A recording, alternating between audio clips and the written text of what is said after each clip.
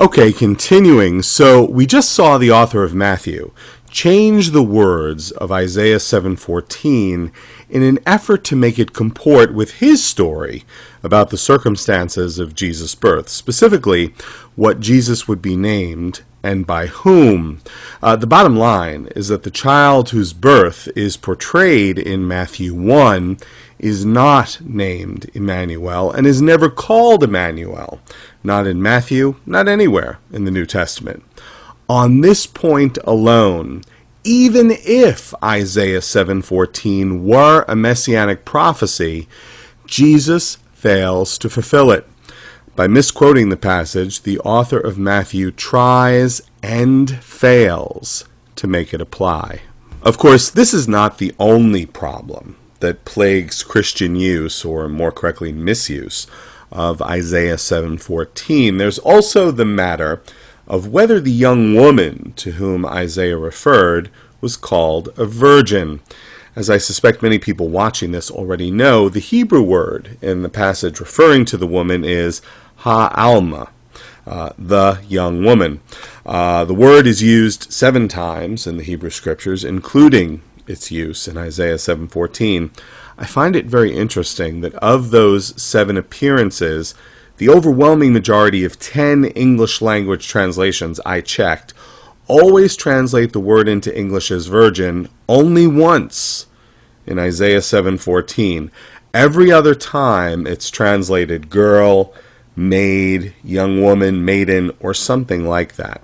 Even in the case of Isaiah 7:14, 3 of the 10 English language translations drop a footnote offering young woman as an alternate translation. The New Century Version's footnote is the clearest of the 3, saying, quote, "The Hebrew word means young woman." Most surprising to me was that the New World Translation renders Alma as maiden in Isaiah 7:14. A tip of the hat to the Jehovah's Witnesses. Not something I say very often. Clearly, the meaning of Alma is a matter of significant dispute only when the Christian doctrine of the virginal conception of Jesus is at issue. Quite frankly, it seems much ado about relatively very little. Only 2 of the 27 books that comprise the New Testament make the claim that Jesus' mother was a virgin when he was conceived. Of those 2, only one, namely Matthew, attempts to link this claim to the Hebrew Scriptures, using a passage that, as we've seen, fails to get the job done. None of the other writers of the New Testament even hint at a virginal conception. The earliest, or at least one of the earliest Christian canonical texts, Paul's letter to the Galatians, simply says that Jesus was, quote, born of a woman. He uses the Greek word gune, which means woman or wife. It seems clear that for Paul, Jesus being the Son of God did not depend on Jesus' mother being a virgin. As Paul puts it in Galatians, Jesus was God's Son, born of a woman. My own opinion is that Paul and most, if not all, early Christians knew nothing about the claim that Jesus was born of a virgin. The idea developed later and first appears in the Gospel of Matthew, approximately 40 years or more after Jesus' death. But I digress. Now, some Christians will point to the fact that the Septuagint translation of Isaiah 7:14 uses the Greek word parthenos, which almost always means virgin. And while that's true, it's worth noting that the Septuagint translation of, for example, Genesis 34:2-3, a passage that talks about a woman who's definitely not a virgin, uses parthenos. So it doesn't always refer to a virgin. The last nail in the coffin of the Matthean appropriation of Isaiah 7:14 is that the passage is not a messianic prophecy. This becomes crystal clear when one reads the passage in context. It's part of a story about Yahweh sending the prophet Isaiah to Ahaz, king of Judah, to talk about the threat to Ahaz and his kingdom posed by the alliance of the northern kingdom of Israel and Syria in the 8th century BCE.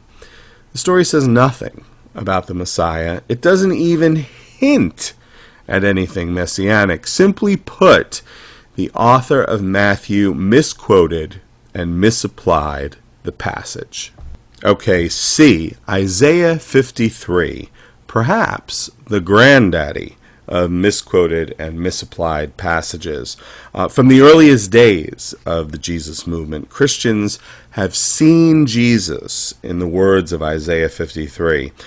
See, for example, Acts 8:26-39, which tells a story about a eunuch courtier of the Queen of Ethiopia being converted to Christianity by the Apostle Philip, who explained Isaiah 53 to him.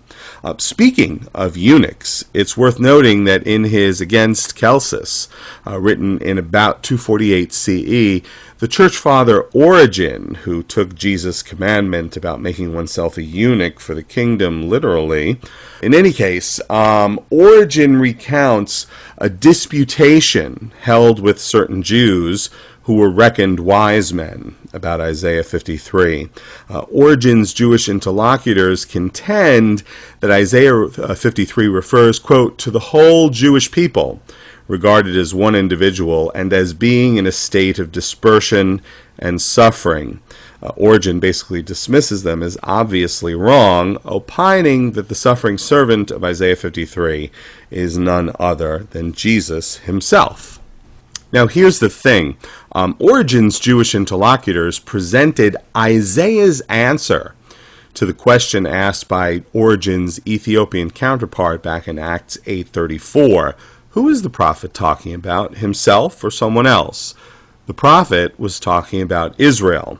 How can one know? Well, Isaiah 53, along with the last three verses of Isaiah 52, comprises the fourth of four servant songs that start in the 41st chapter of Isaiah. The servant is repeatedly, consistently, indeed exclusively identified as Israel. 41:8, Israel my servant, Jacob whom I have chosen. 44:1, O Jacob my servant, and Israel whom I have chosen. 44:2, O Jacob my servant. 44:21, remember these things, O Jacob and Israel, for you are my servant. You are my servant, O Israel. 45:4, Jacob my servant, and Israel my chosen one. 48:20, his servant Jacob. 49:3, you are my servant, Israel, in whom I will be glorified. Now, the most concise and the most amusing Christian apologetic response, more correctly, dismissal of what the text of Isaiah actually says, appears on a Messianic Jewish website called lightofmashiach.org. It says, quote, the servant, though called Israel, isn't the nation. The servant isn't the nation of Israel, but instead is Messiah called Israel, despite the fact that the text repeatedly, consistently, and indeed exclusively identifies the servant as Israel. The apologists at Light of Mashiach insist that it is not Israel. I've said it before, folks, but it bears repeating. Christian apologists are ready, willing, and able to ignore what biblical texts do and do not say in favor of their preferred positions. So there are our three examples of misquoted and misapplied passages. There's much, much more that makes up the messianic prophetic portrait that Christians present. And over this coming summer, I'm going to be looking at other parts of it in videos, including some of the goofier ones. For example, Matthew's forlorn attempt to fulfill Zechariah 9:9 by having Jesus ride into Jerusalem on two animals, characterized by commentators at the New American Bible as, quote, an awkward picture resulting from Matthew's misunderstanding of the prophecy. For now, though, it seems fair to say that the prophetic portrait of Jesus presented by Christians is, at best, extremely unimpressive. Thanks a lot.